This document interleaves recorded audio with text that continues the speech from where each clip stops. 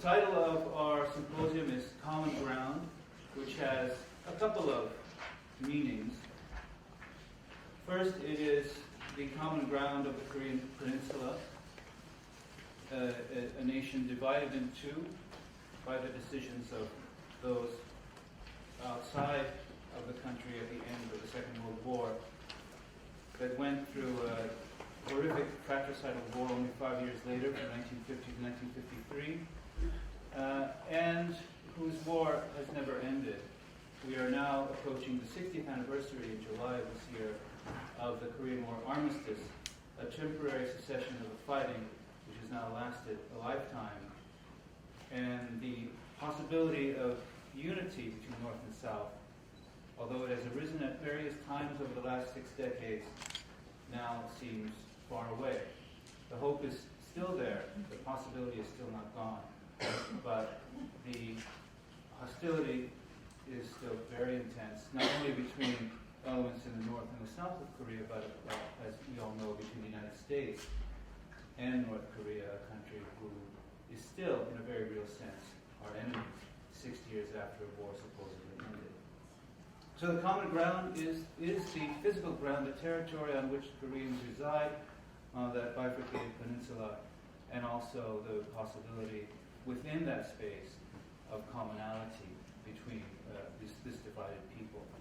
Second common ground has to do with us and those outside of Korea, including the Koreans outside of the peninsula, in this country and elsewhere, for areas of commonality, of common understanding, points of intersection, and positive engagement, which is something we'll talk about, particularly in the first session today, in various means. Above all, the focus of this symposium is in the area of art, something which is not often referred to or explored in the very heavy geopolitical discourse of the Korean Peninsula, but which has potentially, and indeed has already had in the past, a very important role to play in finding commonality, and finding common ground between those of us here and North Korea, and also the north and the south of the peninsula.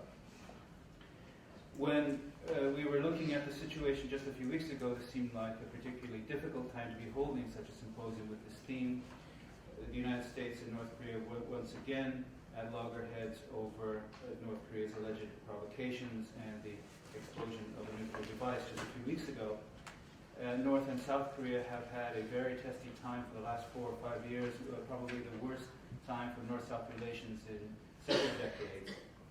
We are in a time of very important political transition in both North and South Korea. A new president has just come into office in the South, and there is a leader who is still in the process of consolidating his authority in the North, having taken power from his father a little over a year ago. And then a former NBA basketball star showed up in Pyongyang out of the blue, and we discovered that there was more to North Korea than nuclear weapons and conflict, that there was possibly even some space for communication and understanding between some Americans, although one could argue Dennis Rodman does not represent in any way all of America as a typical American, but nevertheless, Rodman visited North Korea. He just left. He was the first American to ever meet with Kim Jong-un, as far as we know. And indeed, the organization which sponsored his trip, Vice, even stole our title. Shane Smith of Vice, when interviewed in the LA Times, said that the purpose of this trip was, quote, finding common ground on the basketball court, unquote. I'll have to talk to him about our rights to that phrase, but it shows there are ways, there are spaces, there are areas in which we do have commonality as human beings, as people who share a common place on this earth, and for Koreans on the peninsula of Korea to communicate, to understand each other, to even enjoy ourselves, and to appreciate beauty, art, and what we have in common. So with that, I would like to hand this over to John L. Moore for the Unified Korea Project. Once again, welcome, and I hope we have a productive and engaging day today. Thank you.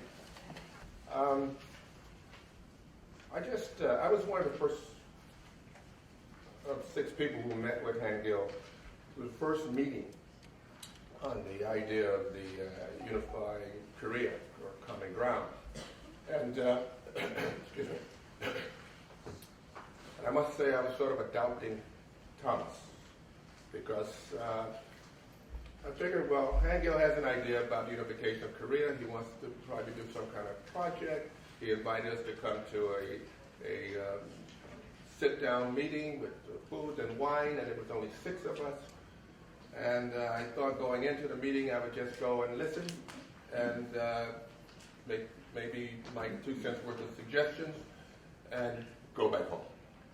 I was not intended to be get involved in anything such as where we're at today. And it's actually quite amazing to see the developments since that first meeting. I put down some notes because I was trying to remember that meeting, not knowing I was going to have to do this until recently. And so I'm going to just read through it very quickly. Like I said, I just thought it was going to be a group of people, a small group, which it was 6, who would listen to Heng-Gil about his ideas on the 2 Koreas and how the unification of it. And before this meeting, he had made it very clear to me, and obviously a number of other people, this was something he was very passionate and very sincere about. And he used to send me articles to read and emails to read and so forth.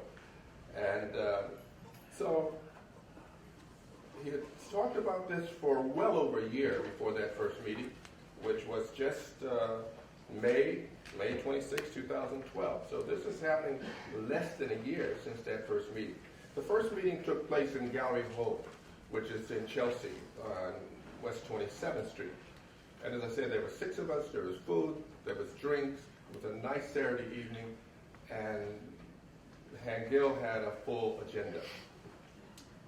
A very interesting thing happened when Joe Carrero, one of the 6 people at the meeting, suggested that the theme of common ground, or a landscape exhibition. And so there was quite a bit of discussion about a landscape show, a Korean and American, North and South Korean landscape exhibition possibility. And then I remember somewhere Heng-Gil said, well, I don't know if we can get Hudson River School paintings. And I think, no, we're not talking about Hudson River School paintings. We're talking about maybe contemporary works, and somehow we can do something that would, have a common ground, because the land, as we know, is common ground. We all live on it, we share it, it feeds us, it could, be brutal and cause horrible disasters, and it also depends on how we treat it and each other to survive. I've been to Korea, South Korea, a couple times. I've been to a couple exhibitions there. I know a lot of friends who are born there, particularly artists. And once I even gave a talk at a women's university in Seoul on contemporary art issues. And I've had work in 2 exhibitions. But never would I have thought that I would be involved with this project. Just no way I would ever imagine. I started to begin to think during that first meeting that Heng-Gil must have some kind of magic dust. That somehow he had 6 people, and I'm thinking, I'm not one of them. I'm just there. The others maybe thought they could be an instrument of change.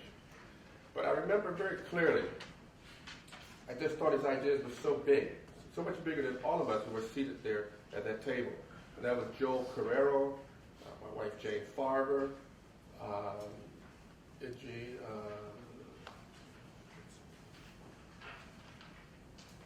Song, who was a graduate student at the university, Fordham University.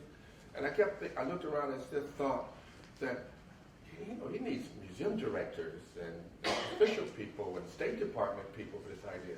There's no way that in this meeting that we're going to come up with some kind of idea that the U.S. government would support, or Korea. It just seemed so big. Well, as I say, I was a bit of a doubting Thomas. The other 5 members seemed to be a bit more with belief. So I'm really changed. And now with Rodman and his trip to see the Northern leader, it seems like, wow, you're right on the button here or something. But we'll see. We'll see. In that first meeting, I thought that number one, it's probably about two things. Heng-Gil would be interested in an action or some kind of project that would focus on raising awareness and making contact with other like-minded individuals in North, South Korea, and America. And number two, that he wanted to find some way of producing an action, a collaboration, something that would be positive, non-political, that would be a catalyst out of which something good might develop. And the next thing I know is like less than an hour in this meeting, we are an advisory council or committee. And I'm still thinking, I don't want to get this involved. But I just thought it's just, like I said, it was just too much. The people that I thought, as I said, I thought it would be State Department people, culture ambassadors, museum directors, and so forth. And lo and behold, what do we have here? Some of those very people. So you must have been spreading a lot of dust. And I don't know where you get it, but we might try to find the source if you be so kind. I do think that just the government alone wouldn't be, open to anything that we might have. Next thing I know, he's signing us positions, duties to do. And I'm again thinking, John, why are you getting involved in this? And then Joe Carrero, who teaches at Hunter, is a painter, came up with this brilliant idea. Joe said, maybe we could do something on landscape. That would give us something to build up. It could be something about the North, the land we all share, all of that, and it would be non-threatening. And it might be a way to bring focus and collaboration and raise an awareness of the situation between North and South Korea. Heng-Gil, at that moment, is like, you just see things that are happening in his head. He's thinking about, I know it could be with this organization and get this people involved, and we're saying, whoa, wait a minute, there's a lot of work to be done here, and sort of, fleshing this out. And I'm thinking, landscape it could be beautiful, it's awe-inspiring, and all that kind of stuff, and certainly we could build a lecture series around it and so forth.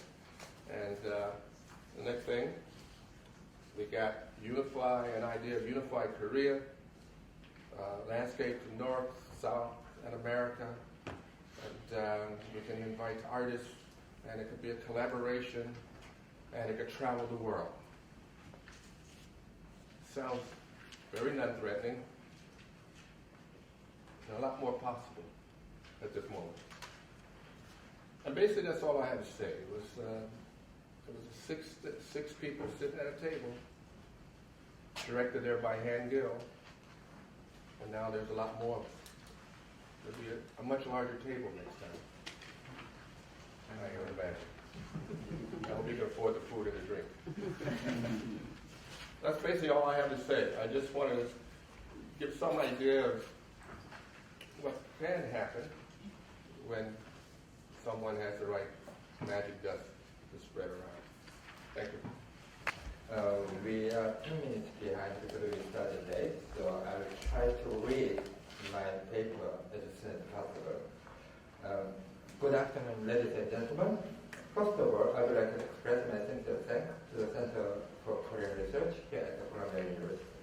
I also would like to thank the Jamaica Center for Arts and Learning, where I am working, the Art Foundation, the Korea Times in New York, Hotel Stanford, the JQSA, the Cool House, the Arts Council Korea in Seoul, and the Gallery 4 in Chelsea, as well as individual donors and the members of Korea Art Forum for their generous support for this event.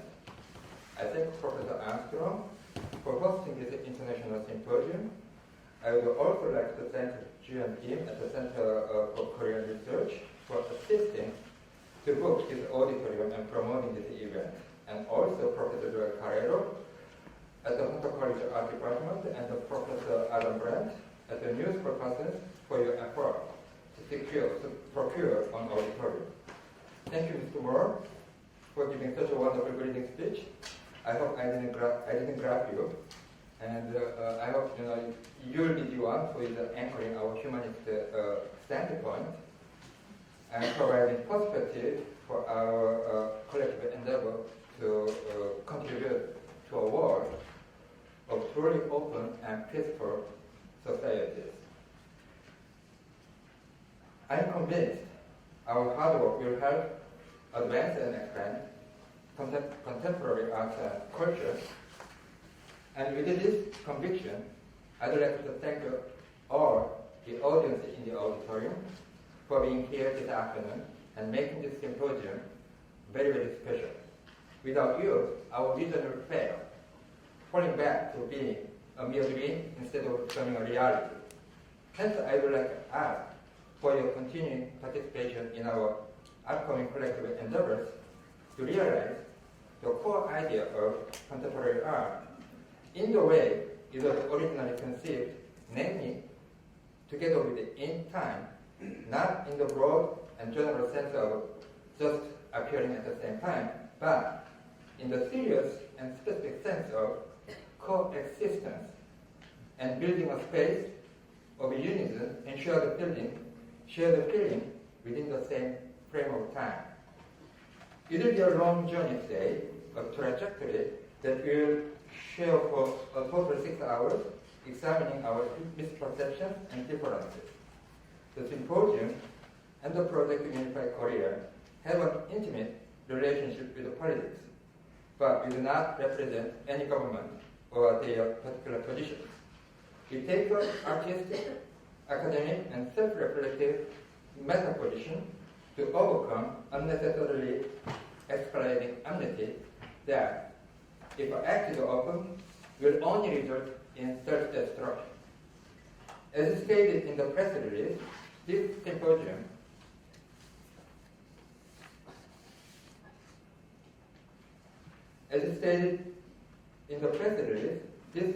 is a preparation for Unified Korea project, a series of exhibitions intended to showcase works by artists from different countries in different cities in order to promote mutual trust between these countries, which are currently involved in a complex adversarial relationship regarding the situation on the Korean Peninsula. The idea of Unified Korea has emerged from a sense of urgency about the prolonged Korean conflict, which Bruce, one of the speakers today, has extraordinarily identified with a forgotten war. A disastrous possibility of mismanaging this uncertain situation, a state of war, in fact, is a nuclear war, which could spread beyond East Asia. So this potential danger, indeed, raises the stakes, and Unified Korea is a sincere response to this heightened sense of fear, anxiety, and uncertainty about a regional explosion that could become global. 64 years ago, in 1949, Owen Rudimore, the influential editor of Pacific Affairs at the time, said something that is still valid today. Korea appears to be of such a minor importance that it tends to get overlooked, but Korea may turn out to be a country that has more effect over the situation than its apparent weight would indicate. Korea stands as a terrible warning of what can happen. Fortunately, though, we are about to begin a new era with a new leadership in all countries directly involved in East Asia and the Pacific. Now is the time to be prepared for a new opportunity that could shape a brighter future. We cannot miss this opportunity by mistrusting others or misinterpreting the times. We cannot responsibly keep the status quo, perpetuating the ongoing tension in the region. As an individual citizen, not representing the CART, Korea Art Forum, nor this symposium or the Unified Korea, I wish to express to the incumbent leaders of both parts of Korea that you should not follow your parents' footsteps. your late fathers could not have desired you to take the same path that they took. Our parents taught us well, Koreans are especially famous about that. Our parents taught us well in order for us to live better than they did. We make a great effort to educate my children or our children in order for them to live better than us. We must live better than our parents to fulfill their wish and make their hard life worthwhile. This is true meaning of filial piety.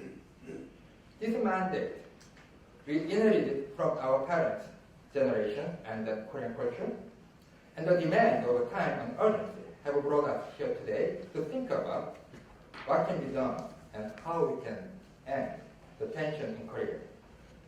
History shows that arts and politics are closely related to each other.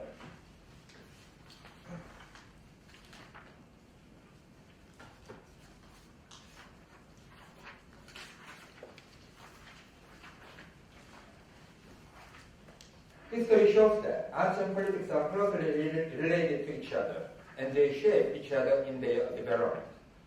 With this understanding of arts' political function, we come to the title Unified Korea, a project of contemporary art to draw public attention to the necessary role of the contemporary art in the political work of peace, peacemaking in Korea. Not only is there an intimate relationship between arts and politics, but the repeated failure of the past endeavors to engage with North Korea leaves us no option but to find an approach using arts and cultural exchanges. When all carrot and stick approaches of the United States and South Korea to engage with North Korea have thus far failed, it is ever more critical for us to try a different approach from a different starting point. Learning from past mistakes, we are mandated to identify what the missing link is in our peacemaking endeavors. And Unified Korea intends to find that missing link in arts and culture. Based on the fact that contemporary art has emerged from the ideological tension of the Cold War, the Unified Korea project intended to scrutinize the contrast between North Korean art and contemporary art through the lens of art's ideological framework. The project envisions expanded boundaries for the contemporary art, which may be able to show a way forward toward eliminating the military and political tensions between North Korea and the rest of the world. If much of contemporary art claims to deal with the body politics, the Korean conflict is then a matter of contemporary art. For Korea, I quote Bruce here again, for Korea remains divided so long after the Berlin Wall fell because the Korea War and the subsequent division of the country cut so deeply into the body politic of Korea and the Korean soul, which has produced a highly hostile environment of the ideological body politics of the past 6 decades. You all know, our family cannot meet each other for past 6 decades. I call this essay Divided Identity an oxymoron, emphasizing the diversity of elements that constitute an identity on personal, national, or global levels. The title is to denote the contradictory conditions of Korea, a single nation with two parallel ideals, each claiming to represent the same nationhood. Although it might be hard in practical terms to unify these very confronting systems, there still is a hope of connecting them together in the way the morning star is related to the evening star. I question if it is in the same logic and same emotional apparatus that is at work at the base of this contradictory system in Korea and Korean art and contemporary art. The specific fact that speakers will point out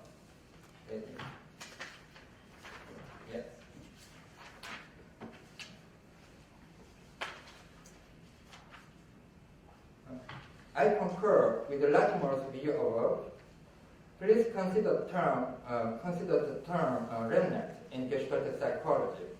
A picture of a dog head can be flipped in such a way as to be viewed an image of a rabbit head and vice versa. Within these parallel images, there are the minor, easily ignored dots that switch their pictorial functions and their cognitive status between being known and unknown according to our shifting perceptions. Does North Korea or the division of Korea precisely comprise a case of remnant of our shared picture of today's liberal democratic society and global world? North Korea is a country today that is represented as unknown in the US mainstream media. It is also represented as unfit for the common popular picture of today's globally interlocked system. People who are led to believe this image of a uniquely related North Korea as the other fear the country because of the uncertainty of the unknown that permeates this line of discourse. What does this picture of North Korea as the other mean in terms of Geopolitical and its remnants?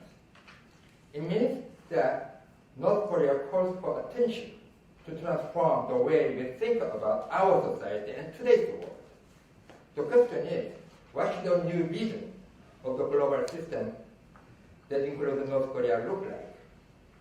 What specific points do both parties have to change in order to create a new, expanded atlas that we all desire to have? What does this challenge for a new worldview mean for contemporary art? Keeping these questions in mind, we have invited 7 leading experts in their specialized field. They are Bruce Cumings, Charles K. Armstrong, Gigi Moon, Morton Travis, Yu-Yeon Kim, Sujeon Hyun, and Walter Clements. They will bring facts and figures to the table, reporting the current geopolitical conditions of the Korean conflict.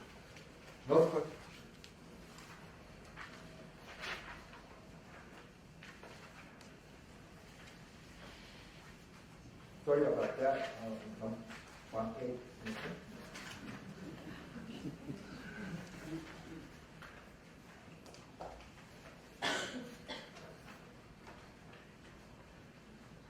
Okay.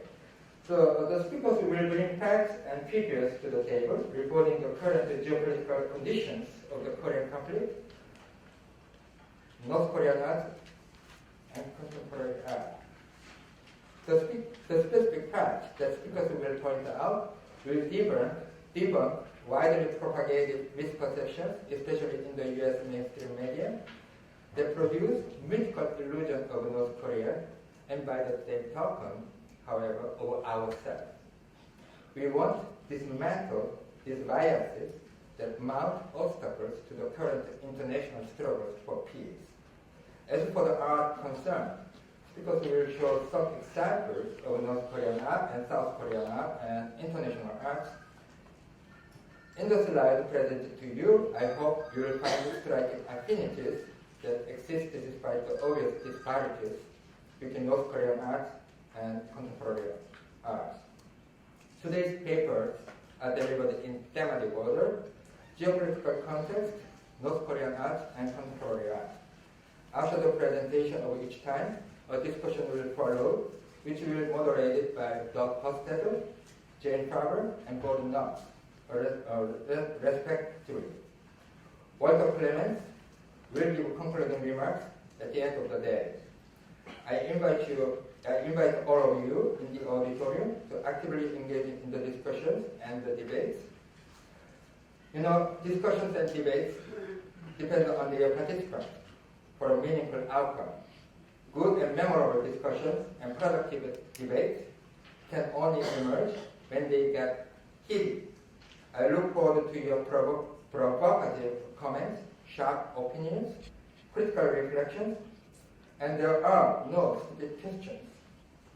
Due to time limitation, I would like to leave the individual introductions of the speakers to the moderators. I hope that's okay with you. Without hesitation, I would like to thank J.P.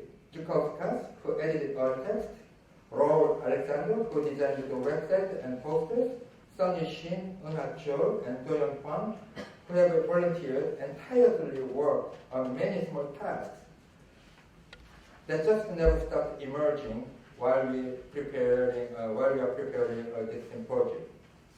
I also would like to thank all volunteer artists and students from Columbia University, Pratt Institute, New York University, who are helping us today to make this event forward and smoothly. I especially thank Tae-Yeon Kim, one of the co-founders of the Korea Art Forum, a genuine philanthropist and a young man who I am proud of. The fact that who I am proud of because of the fact that he is originally from Korea. And that fact indicates that there is a hope to eliminate the conflict we are dealing with today. At last but not least, I thank all speakers for presenting your extraordinary and time-consuming hard work, and my kudos also goes to the moderators for their considerate generosity in leading the discussion. Thank you, Heng-Gil. The first panel will be on the geopolitical context of the Koreas. Our first presenter will be Bruce Cumings. Bruce teaches international history, modern Korean history, East Asian political economy, taught since 1987, and where he is the Gustav and Anne Swift Distinguished Service Professor and Chairman of the History Department. He is the author of the 2-volume study, The Origins of the Korean War, War and Television, Korea's Place in the Sun, Modern History, Parallax Visions, Making Sense of America and East Asia, North Korea, Another Country, and co-authored of Invention of the Axis of Evil, and recently published The Dominion from Sea to Sea, Pacific Ascendancy and American Power. If you've ever read any of Bruce's books, you will know that it is a welcomed and refreshing look at this part of the world. Thank you. Well, good afternoon. It's a pleasure to be here. I'd like to thank the Korea Art Forum, Common Ground, the Columbia Center for Research on Korea, the Unified Korea Project, and especially Heng-Gil Han, who has organized this and did so much to bring us all here. I have a paper that is on the web, and I'm not going to read my paper or even discuss it all that much. Instead, I wanted to do a little bit of photo art, since even though I'm by no means an artist, this is essentially an artistic gathering. Luckily, these will come up in a minute. My paper basically argues that in spite of the general commentary that we hear all the time that North Korea cheats, it can't be trusted to carry out agreements, all it really wants to do is just build a nuclear arsenal.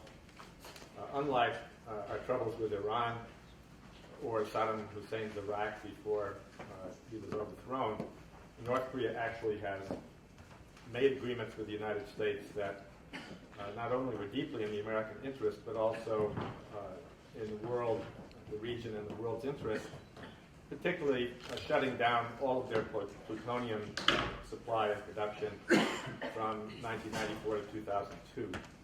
Okay, now we're ready to go. And I welcome your reading of my paper. It starts with a near war in June 1994, something that I think is very well known to specialists, but somehow doesn't get into ordinary commentary on our relations with North Korea. Bill Clinton came very near going to war in June 1994.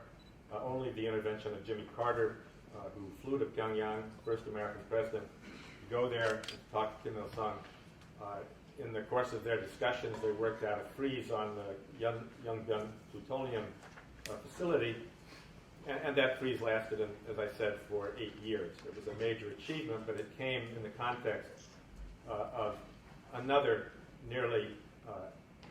Korean War, another catastrophic war, very narrowly avoided. Now, you all know that in 2010 there were clashes in the West Sea, shelling of islands, sinking of the Cheonan, South Korean ship. Last spring, Leon Panetta, the defense secretary at the time, said that we've been within an inch of war with North Korea for months. And I ended my paper on that particular comment because it's just an astonishing, although implicit, admission of failure. 25,000 American combat troops occupied South Korea in September of 1945. We still have 28,000 there today. We obviously have continuing problems with North Korea, and yet we hardly ever have a sincere effort to engage with the North to bring an end to the Korean War and get a peace treaty, and we run the risk almost every day of another war. Now, how do I move this along? This photo art is Kim Il-sung, circa 1946. There he is in 1948. Here he is meeting Che Guevara in 1968. And here is Kim Jong-un. And what I want you to pay attention to is the ciphers.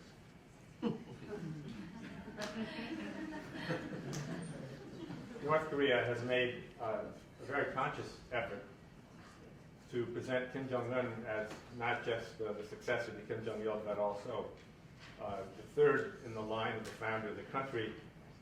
And of course, he bears a very strong resemblance to his grandfather. One of the things that North Korea is very good at, they don't provide a lot of information to help us understand them, but when they want to tell us something, they tell us. And the transition to Kim Jong-un could not be a stronger indication of the existence in North Korea of a dynasty. And with this man only being 30, one that's likely to last a long time. And of course, when you look back over the centuries of Korean history, this is nothing new. Kings and princes and grandsons have succeeded each other and were always topics of more fascination on the part of the Korean people. There he is again with his haircut. To his right, from our standpoint, is one of the elderly generals in North Korea. One of the problems that Kim Jong-un has at the age of 30 is that at least a couple of years ago, the National Defense Commission, which is the most powerful agency in North Korea, more than half of the members were over 80.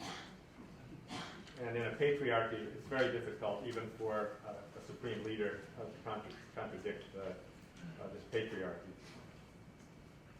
That's probably the best picture I have to illustrate the way in which Kim Jong-un had just flowed into his role as a politician and as a leader, something that his father, Kim Jong-il, had a great deal of difficulty doing for 17 years. Now, I have here a fairly harsh characterization of what I've learned over 20 years of dealing with beltway discussions in North Korea. I think very few people in Washington have an understanding of where this regime came from. It was always seen as a Soviet implant or a stooge. The Soviet Union collapsed.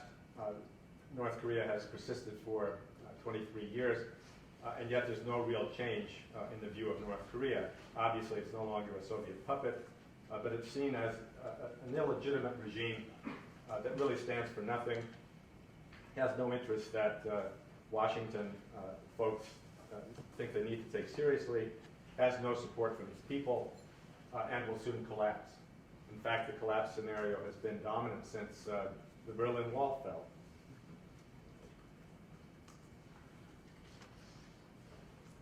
With Republicans, you get the idea that harsh pressure on the regime will force a change, a regime change, or even a collapse.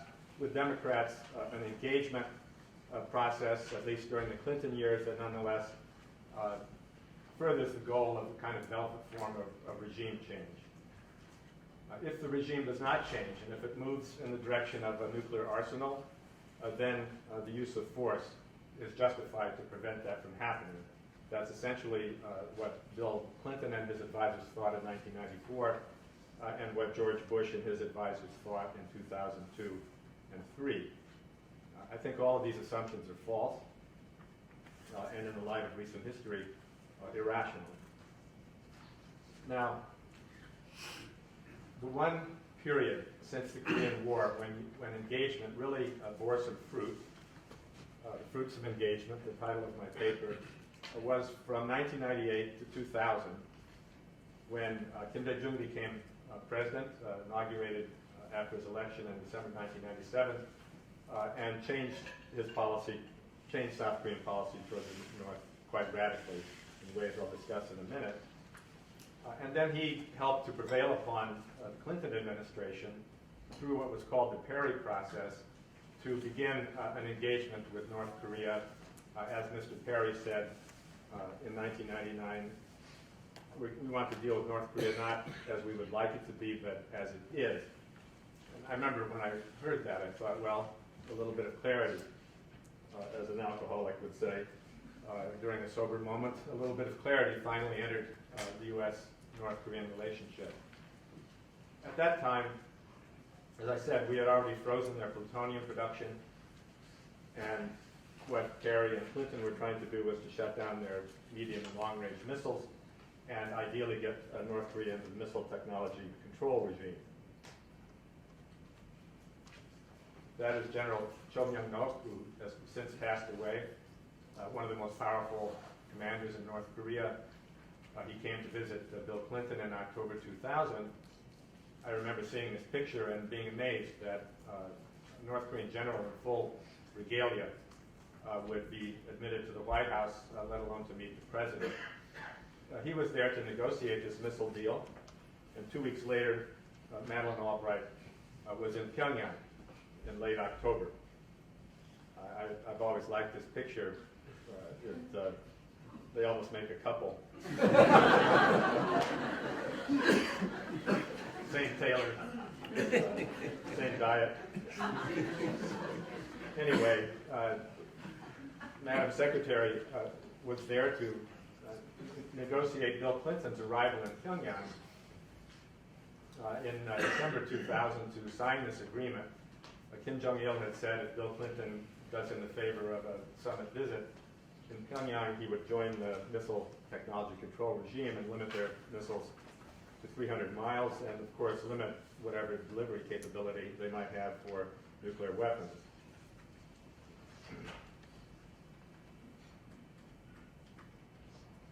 As we all know, the 2000 election lasted 6 weeks until the Supreme Court decided who won it.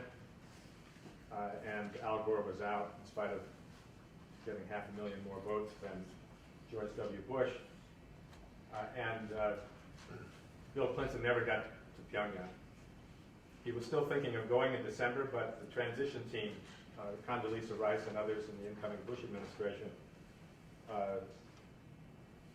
basically said they would not honor the agreement. They let it fall between the stools. You can read Madeleine Albright's memoirs and see how astonished she was that this agreement was not fulfilled. The Bush administration did essentially nothing about North Korea for 18 months until September 2002, when it announced its preemptive doctrine, preemptive war doctrine, which was the prelude to the invasion of Iraq, what Condoleezza Rice called anticipatory self-defense. North Korea was also one of the top countries targeted under the preemptive doctrine. This is, of course, very dangerous to those of you that know what a hair trigger alert the two Koreas are on any day of the week, where plans for preemption and counter-preemption are constantly being mulled over by commanders on either side. After the Iraq War seemed to be successful in April and May 2003, with President Bush basically declaring victory, an attack on the North seemed quite likely. Donald Rumsfeld told the New York Times reporter that if I were Kim Jong-il, I'd be running around wondering what might hit me next. Words to that effect. Very irresponsible statement, but nonetheless, that's what Rumsfeld was known for. China stepped in with three-party talks and six-party talks and got some negotiations going that headed this problem off, but what really headed it off was North Korea saying Saddam Hussein had no nuclear weapons. He got rid of his WMDs. He invited the UN inspectors to come in. They did their work, and then the U.S. invaded. That's not going to happen to us. And they said this, if they said it once, they said it 1,000 times between the preemptive doctrine in September and the invasion in March. Now, North Korea lately, of course, has specialized in sending off missiles. Rockets or missiles. In the press, if North Korea launches a long-range missile to put up a satellite, it's a rocket. It's an attempt to perfect an ICBM capable of carrying a nuclear warhead. If South Korea or Japan put up a satellite, then it's a benign effort to enhance their technology. This is the North Korean long-range rocket. This is the South Korean, which they've tested 3 times, and finally, just like the North Koreans, finally got it up successfully with the help of Russian technology. This is a Japanese missile. The Japanese have been putting missiles up and satellites in outer space for years now. This is the environment that North Korea lives in. Any general in Pyongyang would want the same capability that South Korea and Japan want, and yet this context, this essential context, is very rarely mentioned in discussions of North Korea's missile capabilities.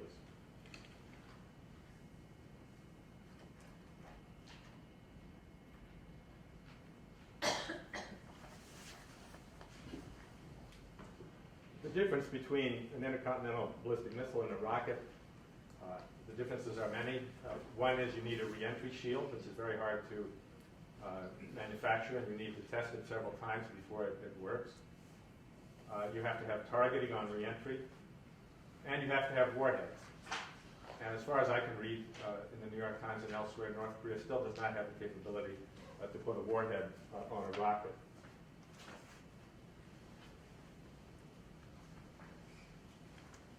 Kim Jong-il, Kim Dae-jung, Roh Moo-hyun, Bill Clinton were 4 people who negotiated a number of very helpful agreements that represent a kind of 10-year hiatus between the hostility between North and South that went before 1998 and the hostility that has proceeded ever since President Lee Myung-bak came into office in 2009. The 2007 Summit Agreement is less well known than the one in 2000 that Kim Dae-jung and Kim Jong-il made, but it was a very important one because we had the Cheonan incident, the Yeonpyeong Island shelling.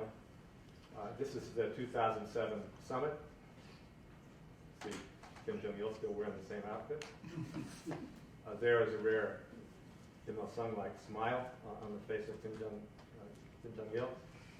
And here is the 2007 schematic map of the 2007 agreement. It would have taken the Kaesong export zone, which is by far the biggest fruit of North-South economic collaboration.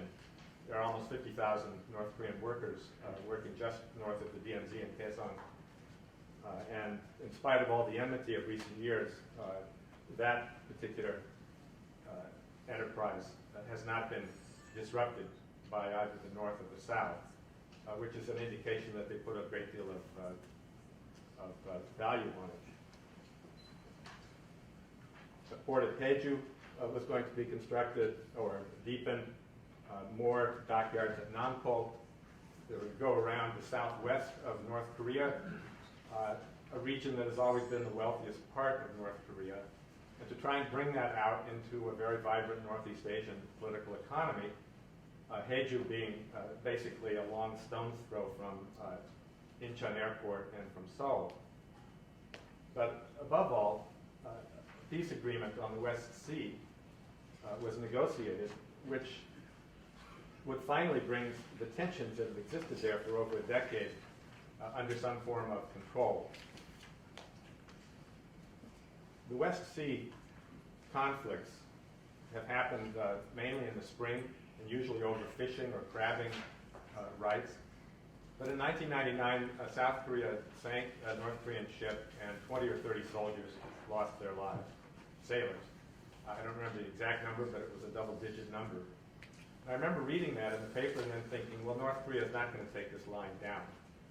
But they did because they were preparing the summit with Kim Dae-jung in June 2000. Skirmishes and deaths occurred again, but when the West Sea clashes and the sinking of the Cheonan happened, very rarely was this background mentioned. Thank you. The South maintains a northern limit line that goes 7 miles within 7 miles of North Korea's shore. That's a violation of international law. North Korea, like everybody else, gets a 12-mile limit. Henry Kissinger said that the northern limit line was in violation of international law back in the 70s. So you have this area of tension and conflict and really irrationality. But an incident there could easily start ratcheting up and escalating until we're back in the Korean War. And I suppose that's what Secretary of Defense Panetta was talking about when he said we've been within an inch of war for months with North Korea.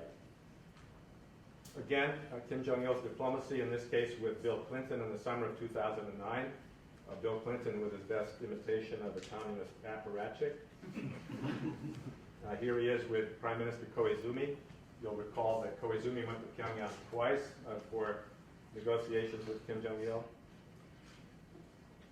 Now, I don't have time. I only have a minute or so left.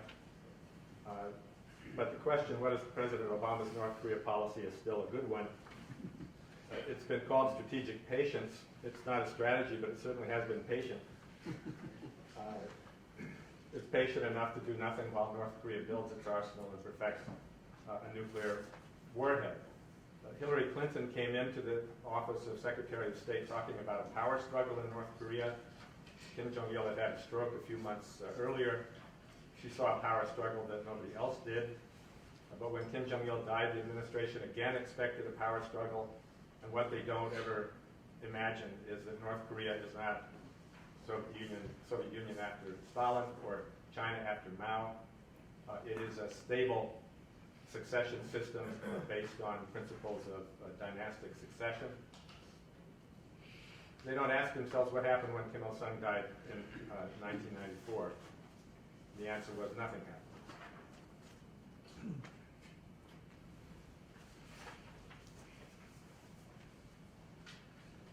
I know that after Barack Obama came into office, people in the State Department presented him with a dossier of the negotiations that had been done or culminated in the 2000 near agreement on North Korea's missiles and other negotiations with North Korea. The goal being to get Obama to encourage the North to again freeze its plutonium facility, buy out the missiles, rejoin four-party talks from the late 1990s on ending the Korean War, work on normalization. All these things were doable. Of course, Iran is Obama's most neuralgic problem, but as far as I can tell, it's not one subject to diplomacy. North Korea has been a problem subject to diplomacy, and that's a major point I want to leave you with. Will we ever satisfy ourselves that the North has given up all its plutonium and atomic bombs? The North has been digging underground since the Korean War, and they have something like 15,000 underground facilities of a national security nature. Most of their army is underground. We're never going to be able to find that last atomic bomb that they might have secreted at some point, just secreted away. But we can nail down what we can nail down, which would be to cap the program now before it becomes a fully operational nuclear and delivery capability. Americans seem to think that diplomacy is what you do with your friends and you deny it to your enemies, so we have no relations with Iran or with North Korea. diplomacy emerged on this earth for enemies to deal with each other. And it's really the one thing American presidents, time and time again for the last 60 years, have failed to invoke, with few exceptions in the 1990s, to deal non-violently with North Korea and see if there's something that we can get out of it.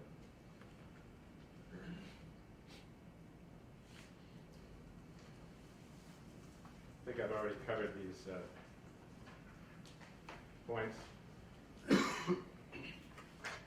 What I'd like to end with is to argue that we can go back to the 1990s, back to that future, normalize relations with North Korea in return for capping, a verified cap on their existing nuclear and missile programs, go back and recognize the achievements of North-South reconciliation.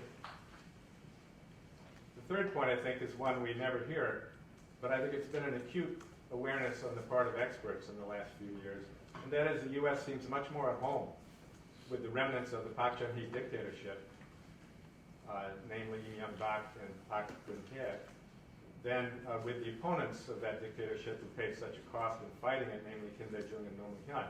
Roh Moo-hyun went out and Lee Myung-bak came in. There was just a very audible sigh of relief in Washington. And I think the idea that our real friends are on the ROK's right wing, the anti-communist right wing, is just a recipe for endless division and confrontation on the Korean Peninsula. What we should do is be an honest broker in bringing the two Koreas together as the only power that favors and would benefit tremendously from reunification that would allow us to balance Japan, China, and Russia, and bring North Korea into the security system that the U.S. built after World War II as a neutral party. All of this, I think, is deeply in the American and world interest, not to mention the interest of peace in Korea. Thank you very much for your patience.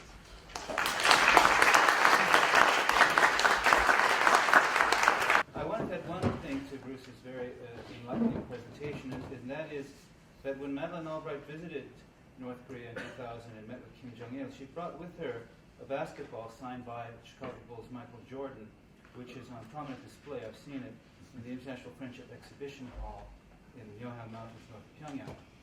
So this is not the first time basketball diplomacy has been tried with North Korea and the United States, and perhaps this is the sign of things to come.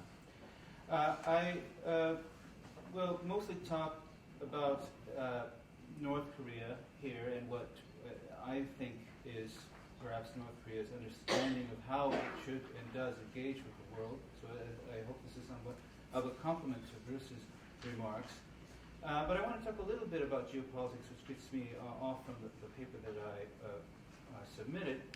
And perhaps as a gesture to my colleague, Beatrice Spivak, a very renowned scholar of literature, I will begin with a reference to the British author Martin Amis, who, writing of The Nation in August 1953, made a very prescient remark.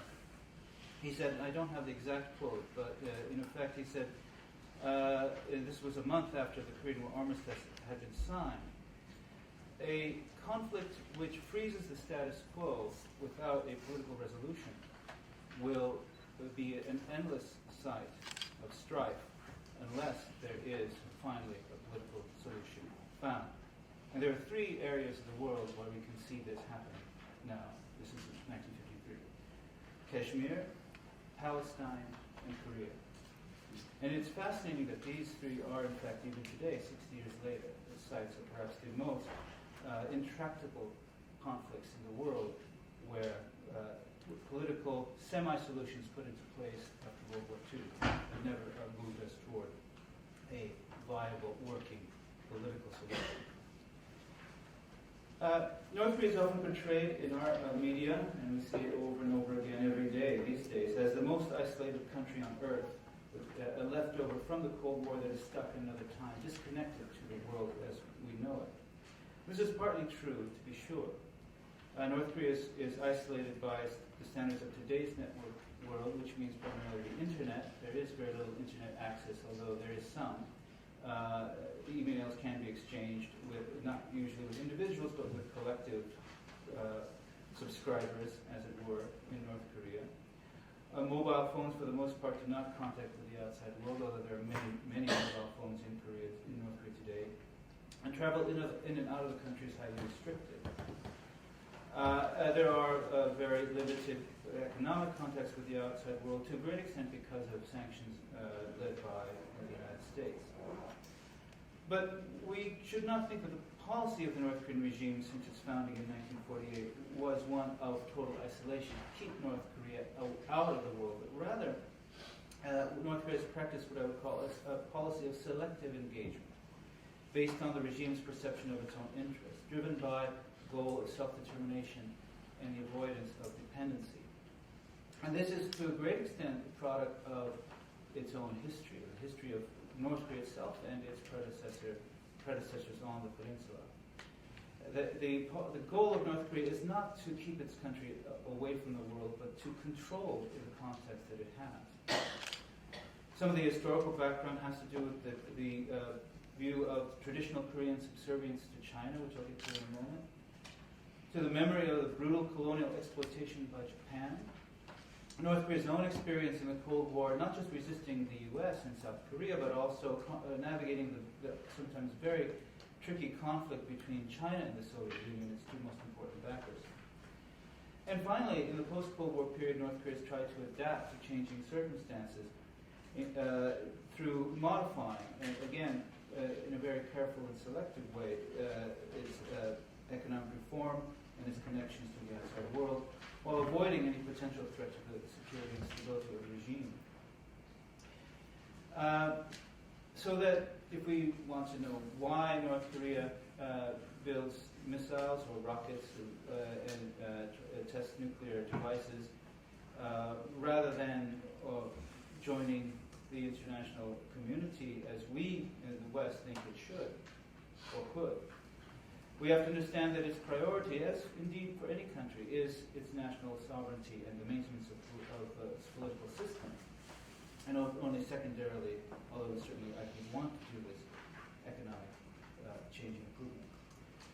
And only understanding how North Korea came to this point historically can we understand how it does and will engage with the outside world, including with us.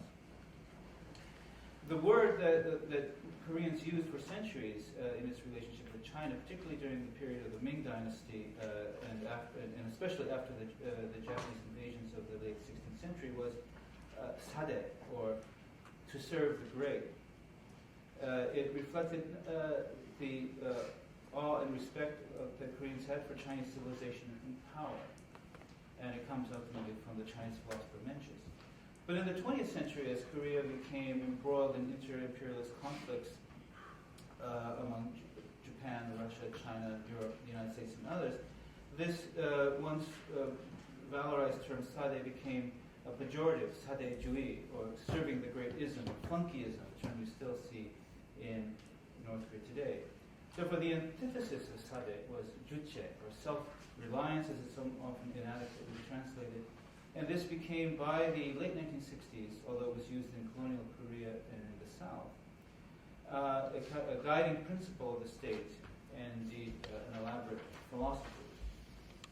But what it really meant fundamentally, and often it was a rather vague term in its articulation, but as Bruce Cumings and others have written about this, it had to do fundamentally with a preservation of national sovereignty and independence, a highly nationalist, Korea-centric view of the world. And the economic implosion of North Korea in the 1990s seemed like the logical and self-destructive extreme of juche, and that it was often thought that that would be abandoned. But in fact, the idea of juche was not abandoned. It only became transformed and modified. And to this day, the ideal of independence and absolute sovereignty is what guides North Korea well into the 21st century. In the post-Cold War period, after the collapse of communist regimes in Eastern Europe, the Soviet Union and Mongolia, North Korea began to add terms to its ideological lexicon, talking about 우리식 사회주의, or socialism of our style. In other words, not the failed socialism of the Soviet bloc, but something uniquely Korean, which was always what Juche in many ways meant. And under Kim Jong-il, the term Songun, or military first, which emphasized the leading role of the military in the society, and related to, of course, the necessity, as they understood it, of the strongest possible defense against a hostile outside world, in which many of the old friends that North Korea had had during the Cold War period were now gone, and some had even become adversaries, or at least distant friends. And yet, there was a certain flexibility, and this is another point that's very important to keep in mind about understanding how Juche and such terms operated in guiding North Korean policy. As long as the people's idea of independence, as 우리식 사회주의, our style socialism was defined, was maintained, North Korea could engage in limited experiments in economic reform in the first post-Cold War decade, in engaging with the South, even with the United States, as we've seen, and with others as well. There was establishment of new free economic and trade zones in the northeast of North Korea, and then later in Shuniju in the northwest. There was discussion of investment, which then did bear some fruit with the South, and so forth. So again, Juche was never about isolation, about autarky, but about the determination of North Korea's own destiny.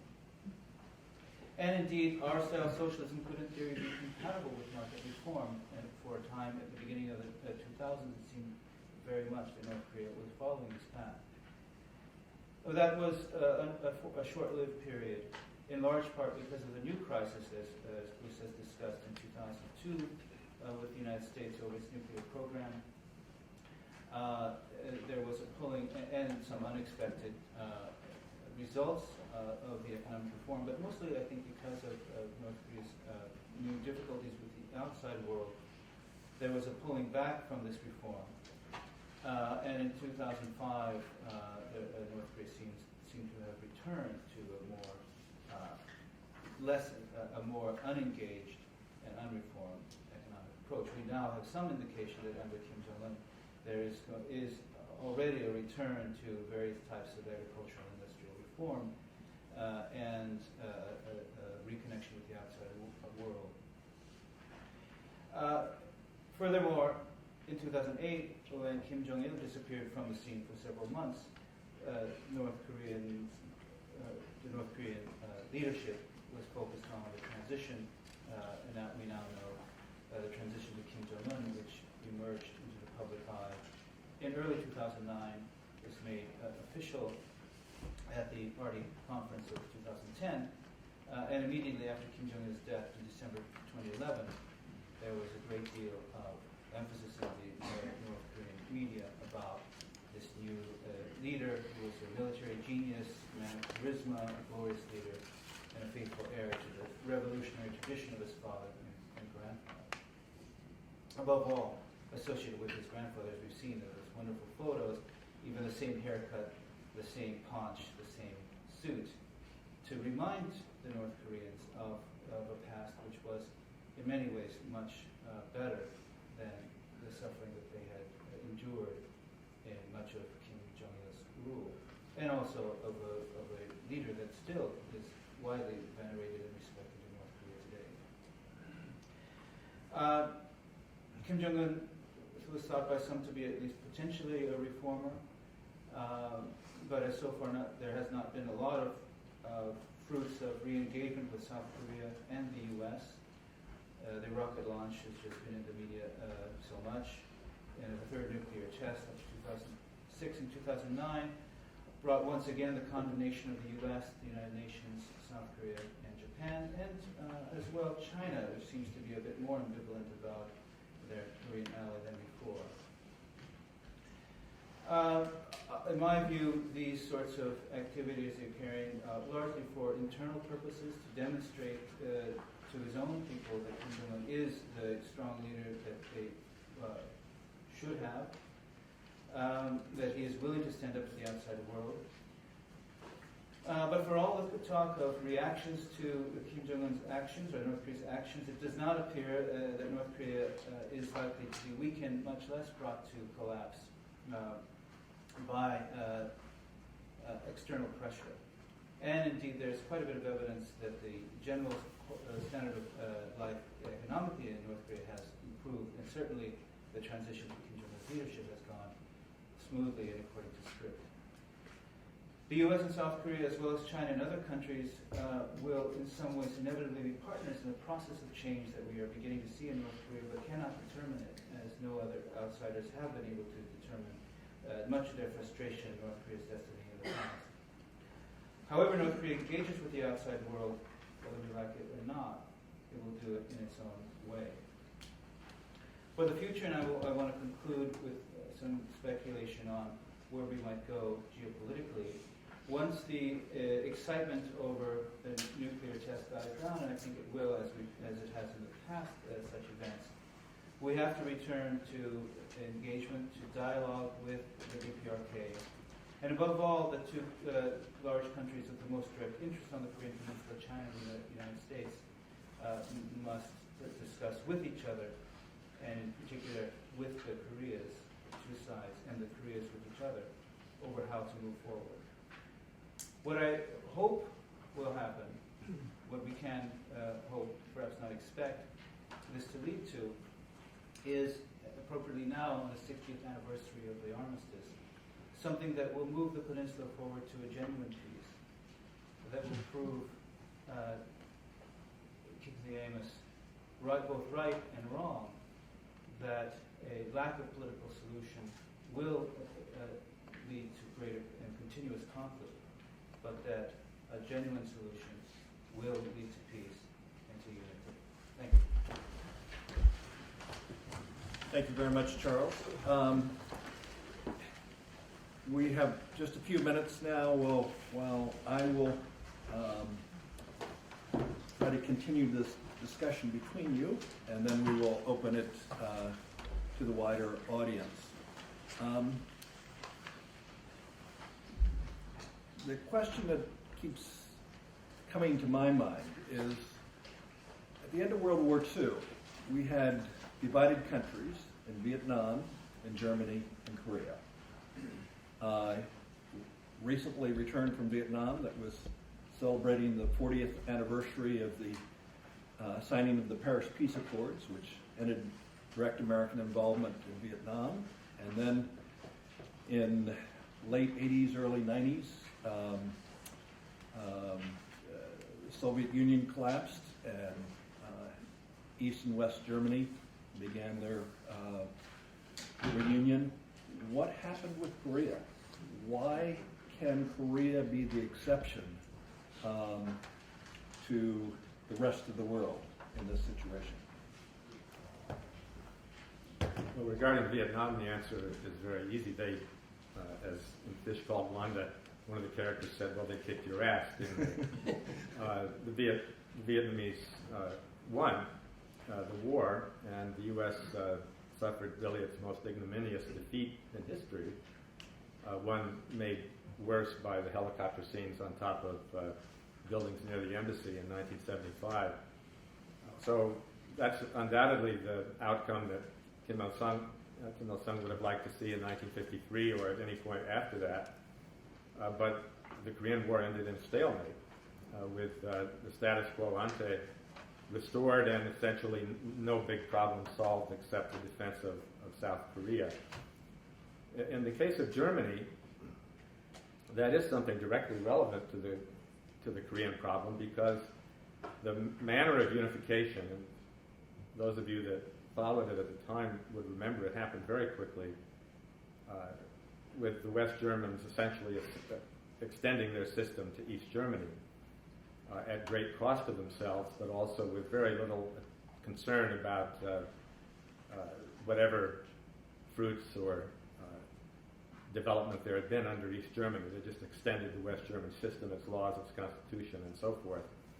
That has been certainly the preferred plan for unification on the part of conservative South Koreans, which would be just to get rid of the regime and extend the South Korean system to the north.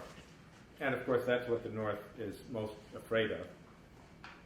It's one of the reasons why, since the Berlin Wall fell, there has been nothing except, as I discussed in my remarks a few minutes ago, a very little movement toward reunification. Kim Dae-jung's policy was one of reconciliation over a long period of time rather than reunification.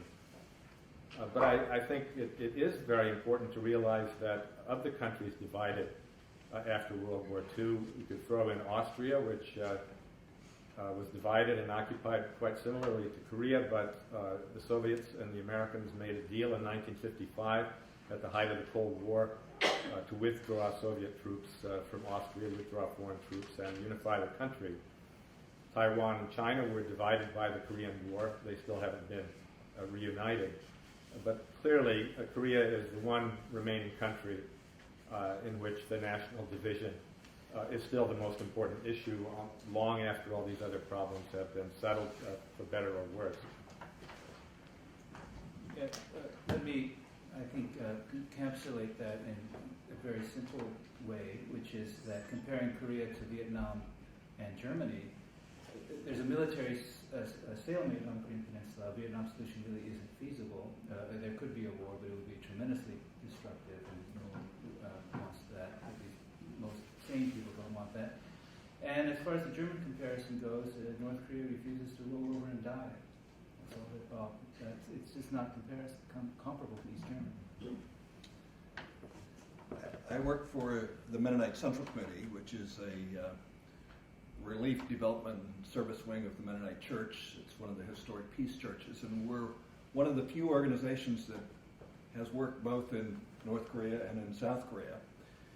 And I was visiting our projects in North Korea a couple of years ago, and I remember coming back just thinking that the North Koreans are scared to death of the United States. They are expecting an attack almost at any time. You saw preparations all over the place. People were obviously afraid.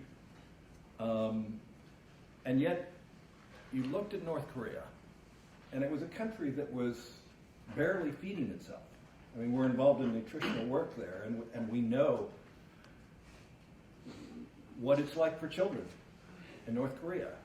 And I was there for the party celebration, so we saw the big military march, and there was a lot of brouhaha in the West about, the latest missile that they brought and showed for the first time. It was carried on the back of a tractor-trailer truck. And we have, the Eisenhower cruising in the Western Sea that probably carries more firepower than their entire military. And it was clear to me that North Korea cannot really be a threat to the United States. And yet, the thought occurred to me that perhaps the United States really wanted the North Koreans to believe that the United States would attack at any time. And we do regular military exercises all around their borders. And it's not for fear of North Korea per se, but because it gives us a good chance to keep our troops in South Korea and Okinawa and Japan. Could that be true? And could this all be really about China and the U.S. and Korea only being a bit player in the midst of this for a much larger picture? Actually, this more for you. Well, I don't think it's likely that the United States would attack Korea out of the blue one day. As I said earlier, it's more likely that a war could develop out of a ratcheting up of a relatively minor incident. But I think what what does frighten the North Koreans, and would frighten me if I were a commander there, is that the U.S. targets North Korea with nuclear weapons, and had hundreds of nuclear weapons in the South from 1958 to 1991. And when you talk to, as I have, at least one former commander of the 8th Army during that period, their strategy in case the North Koreans invaded again was what they called a T+1 strategy. T was the time of the invasion, +1 was to use nuclear weapons if the North Koreans were succeeding, and Seoul was likely to fall. Every specialist knows that this is true. It's, however, something that doesn't get into the newspapers very, very often. But one reason the North Koreans jam so much of their army up close to the DMZ is so they can get across it and mingle with soldiers and civilians in the South before we would use nuclear weapons. Now, in 1991, battlefield nuclear weapons were withdrawn by the first George Bush, President H.W. Bush, on the grounds that our precision-guided high-explosive weapons of a conventional type would do the same work that the nuclear weapons would do without all the collateral damage of using nukes. But still, it's true. The USS Washington, a nuclear submarine, was in South Korean waters. It pulled in at the port of Chinhae 2 or 3 weeks ago. And it is a submarine capable of taking down North Korea in a matter of minutes in a hailstorm of missiles with multiply independent targeted warheads. And I think you have to sometimes put yourself in the other guy's shoes and imagine what you would feel, what you would think as a small country confronting the enormous panoply of force that the U.S. can bring to bear any place in the world. The U.S. now spends more than all other countries in the world combined on defense. So we're talking about the policemen of the world, and I don't think one should make any bones about it. That's our job these days. So North Korea is under threat. I don't think, as I said, that the U.S. has plans to attack North Korea. It's just a matter of if something happened on the peninsula, like the Cheonan escalating, then these war plans could gear up, and North Korea might well face being attacked with nuclear weapons. I just want to add that whether or not the U.S. plans to attack Korea or is likely to, the sense of threat from the U.S. justifies extraordinary suffering and oppression within that society. So that it could be a very different place if somehow that sense of threat was lifted. I'm not sure how that would happen, but certainly North Korea is in many ways what it is because of this feeling of threat from the outside world and from the U.S. in particular. And it maintains its viability despite this tremendous suffering economically and otherwise, because they feel the need to defend themselves against this threat. Thank you. Okay, we have about 10 minutes, and we would be glad to take questions from the floor. Please identify yourself, and if you come from an institution, identify the institution, and give a question, not a lecture. Thank you. Yes. My name is Jay Halpin, and I'm retired from Columbia University. I wanted to follow up your question, which is why does the U.S. do it? What is the U.S. Nothing can shake it from the 65 years or 75 years of animosity and hostility toward this small little country which belongs united with its sister, cousin people in the South. What is the perversion, or what is it's not the extractive industries anymore. What is it that drives U.S. policy to be hostile to this one small piece of the world? I guess Charles and I will continue our monthly show here, but I think I meant to respond to Doug's last point about China, but I think what really drives our policy is what drives most of the Pentagon activities, which is inertia, in that we defeated Japan in 1945, and yet we still have 50,000 troops in Japan. We defeated Germany and still have tens of thousands of troops there. We had a stalemate in Korea. 28,000 American troops still in Korea 60 years after that war ended. Once the Pentagon gets hold of a base, they like to hold on to them. It gives officers a chance to confront the real enemy and get medals so they can get promoted through the ranks.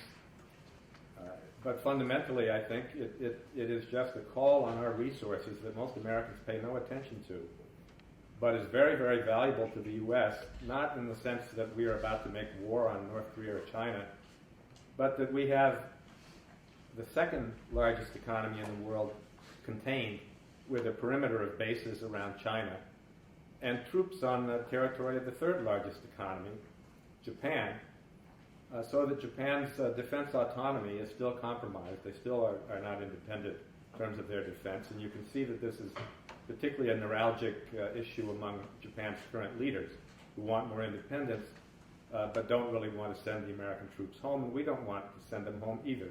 We have our troops on the territory of most of our major competitors: England, Germany, Japan, South Korea, Spain, Italy. Our bases are all over the place, hundreds and hundreds of them. So it is a kind of hidden in plain sight American basing strategy that has, in my view, shut down the activity or the action of realpolitik since World War II, in that Japan and Germany in particular do not really dispose of their own defense. And so we don't face the problems that we faced with Japan and Germany before 1945. That's all right. But I just wanted to say the last thing about China. North Korea is a wonderful foil for China from the standpoint of the Pentagon and Washington, in that their ICBMs aren't very good and China's are obsolescent, and anti-ballistic defense pointed at North Korea, which has been developing for a couple of decades now, also can serve as an anti-ballistic missile defense for China. We can say how horrible the North Koreans are, their terrible communist system, dictatorship, things that we don't say about China but that people think about it. And we're able to maintain a good economic relationship with China in spite of, more or less, with the Obama pivot, really deepening our military containment of that country in the last, really since Obama came into office. So North Korea is just a handy stooge to use as a foil to build up anti-ballistic missile defense, to have carriers sent into the Yellow Sea, which China complains about, and of course to deepen our historic involvement with our bases in the region. Other questions? Yes. Yeah, Bob Harris, Columbia alum. Reunification will make a lot of sense for the United States, as you said, Professor Cumings, but not for China. Particularly, in light of what you just said, this Obama pivot of, greater containment. So, what do you suggest to bring China on board for the possibility of reunification? Well, Charles. To try to get them, into a dialogue about this possibility. If the United States is, eventually do this too. Well, I know Charles has an opinion on this question too, but I think the June 2000 summit was absolutely crucial in a formula for an American brokered reconciliation process on the Korean Peninsula. Kim Dae-jung and Kim Jong-il met in Pyongyang, and Kim Jong-il told Kim Dae-jung that he would not object to the continued stationing of American forces in the South if the U.S. became an honest broker to bring the two Koreas together and to normalize relations with North Korea. And that formula would also meet China's major objection to unification, which would be a unification under South Korean auspices in which American troops might again come to the Yalu River. By keeping the troops south of the DMZ, China would feel less threatened. I think it's true that the U.S. is the only power that really can benefit by supporting Korean reunification. Japan is like France used to be with the two Germanys that likes Korea so much it's happy there are two of them. And with China, there is really no movement that I can see toward reunification, or support for reunification, although China does have, I think, a much better policy than we've had in that they recognized Seoul in 1992 and have had good, more or less good relations with both Seoul and Pyongyang for the last more than 20 years. So the U.S. is really the outlier in that respect. Sorry, you can go on to the next one. I share the same opinion. Okay. Okay, we probably have time for one more question. If there's, yes. Hi, my name is Sung-Hook Lee. I belong to a faith community, United Methodist Church, and I am part of the United Methodist Women's Organization within the denomination, 1 million members across the country. What we've been focusing on is on peace. How do we achieve peace and reconciliation? So we've been thinking a lot, we've been talking a lot about the impact of women and militarism, how military bases, particularly U.S. involvement in various bases, affects women's lives. So we've been telling stories about women's lives all across the world, and particularly around Korea. And what got me thinking, as Charles Armstrong and both of you have been sharing today, saying the real solution is about genuine peace or genuine resolution. Given, for instance, the current Obama administration with their posturing of the so-called strategic patience, how do we get there? How do we? What is genuine diplomacy or genuine peace? And what I was so inspired about for this event is the use of art. Finding common ground through something other than the political process. If that's kind of at a stalemate, how do we find that? And I just thought, art is great. What other, I'm coming from a place of trying to tell stories of women impacted by war, impacted by militarism. But what other ways is there? When you ended by saying genuine resolution, what practically is there to resort to? Well, we've been staying at a pretty high level in this conversation about states, governments, and diplomacy, but I think there's a very important role to be played by ordinary citizens. And reconciliation is not just between governments, it's between people, between individuals. And that, I think, is a very important component of bringing peace to Korea and Northeast Asia. There are many channels through which this can go. And I think there are a lot of issues of peace, certainly in South Korea and in Japan and the East Asian region in general, that individuals, NGOs, organizations can address. But I've always felt that the more that people actually interact with North Korean people, the more we try to understand them, the more we can move toward a genuine reconciliation. Of course, these bigger issues are important too. Governments have a role to play. But at the end of the day, we're talking about 70 million people on the Korean Peninsula, genuine human beings which share the same dreams and interests and fears across the DMZ. My very first visit to North Korea was with a humanitarian NGO in the fall of 1997 at the peak of the famine. We were bringing food and medical supplies to remote villages and clinics. And the reception I found there was extraordinary. The depth of gratitude and the kind of connection that I felt with people there. And it gave me a great deal of hope that we can, within also the broader framework of a diplomatic resolution, peace and reconciliation between peoples, both between North and South and between the U.S. and the North. Okay. I think there was one more in the back. Yes. My teacher, the educator of this judgment, but why doesn't Obama administration formalize the relationship between North Korea? Is there a reason to stop military?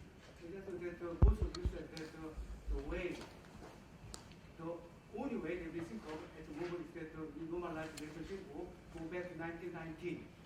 But why does Obama administration go back to 1919 strategy of normalize the relationship with North Korea, please?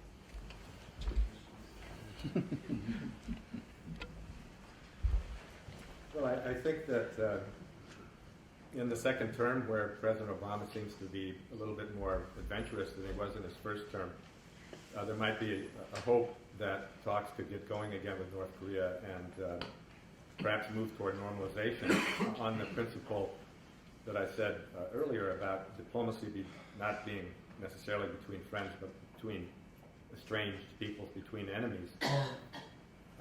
I think the North Koreans made a very bad mistake when, right after Obama was inaugurated, they blew off first a missile and then an atomic bomb, and the atomic bomb was on our Memorial Day. I noticed that the newspapers don't seem to get this when the North Koreans take a particular day until finally on the State of the Union Address Day last month when the North Koreans did their third atomic weapon. Finally, reporters put two and two together. But what it means is North Korea is, rather than just building up an arsenal for the sake of doing it, they're trying to send us a message. Their message is strategic patience is not going to work. We will end up with a nuclear arsenal if you're really, truly patient. So I'm hoping that since that strategy is bankrupt and the North Koreans have made their point once again, as Obama enters the second term, that maybe the air can clear and things can go back 12 years to agreements that were deeply in the American interest to pursue and conclude. I just wanted to say one thing more about the peace process that the lady eloquent question a few minutes ago. I think bringing an end to the Korean War would do an awful lot of good. Getting rid of the armistice, this is the 60th year anniversary of the armistice, establishing a peace agreement or a peace treaty with the United States and China and South Korea. South Korea is not a party to the armistice, but the other three are. And out of that form some sort of a framework so that North Korea doesn't fear us so much. So that it has, I don't think they'll ever take a paper security guarantee for something that will allow them to disarm or something. But I do think the statement that Clinton made to General Cho when he was in Washington at the White House, they signed a statement saying neither country will have hostile intent toward the other, that was a real start toward ending the Korean War and ending this condition of hostility. When you look at what the North Koreans have been saying lately about their missile launch and their third bomb, they keep saying, we do this because of the hostile approach of the U.S. and the unwillingness of the U.S. to give up this hostile approach. So it seems to me that those are a couple of steps that would really get us down the road of clearing away some of the worst obstacles to a much more stable and peaceful situation in Korea. Thank you. I think we have reached our time limit here. Thank you very much for both of you.